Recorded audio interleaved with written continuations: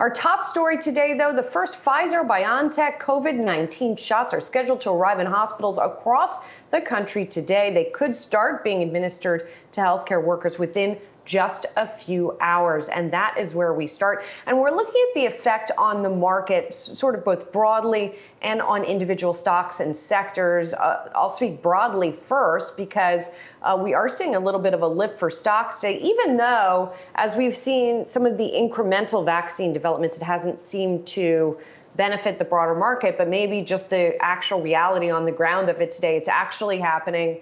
The shipments are actually going out.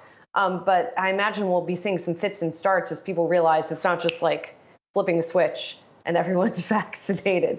It's going to take some time. But certainly there are a lot of individual groups to watch. Brian Sozzi, I know that you're watching some of the sectors and companies that are sort of helping with all the shipments and the whole process of the thing.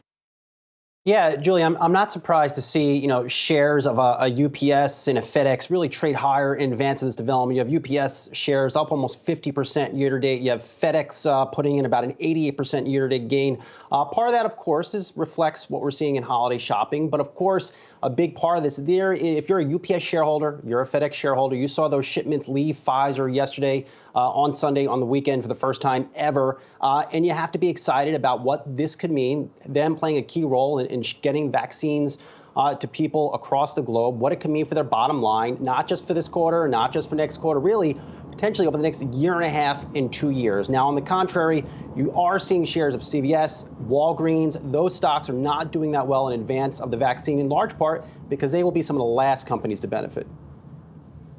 I think it's interesting when you think about the companies that we're talking about here, especially, the shippers, your cold chain storage place, train carrier companies we've had on the program in the last couple of weeks. On the one hand, sure, it's a vaccine play. On the other hand, these are cyclical plays, right? This is a reopening trade as much as it is anything else. And we can say, oh, well, the benefits of being involved with that vaccine distribution, those may accrue to these companies at some level. But ultimately, a company like a PACCAR, like a Cummins, anyone who's making, Series 8 truck engines, they're going to do well if the economy continues to open up and we see, robust demand for shipping and trucking and all those things as we get into 2021 and 2022. And, so I think you have like a dual play here if you want to really be playing the vaccine distribution explicitly. Another thing I would just flag as well, and Sam Rowe wrote about this in the morning brief this morning on Yahoo Finance, all the risks that investors are concerned about next year are related to something going wrong with the vaccine. The number one risk that respondents to Deutsche Bank's poll had was the virus mutates and dodges vaccines. Second risk is serious side effects. Third risk is that people don't want to take it in large enough numbers such that that's 70% herd immunity, whatever percentage you want to call herd immunity between infection and inoculation.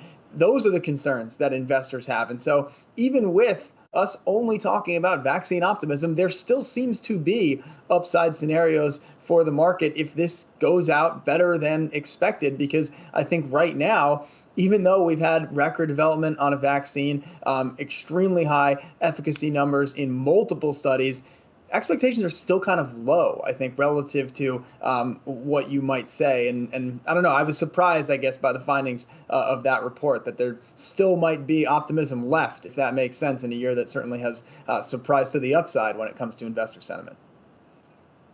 Well, as I always say, we'll see. We'll see if all of this goes off without a hitch and if that optimism then materializes, that further upside.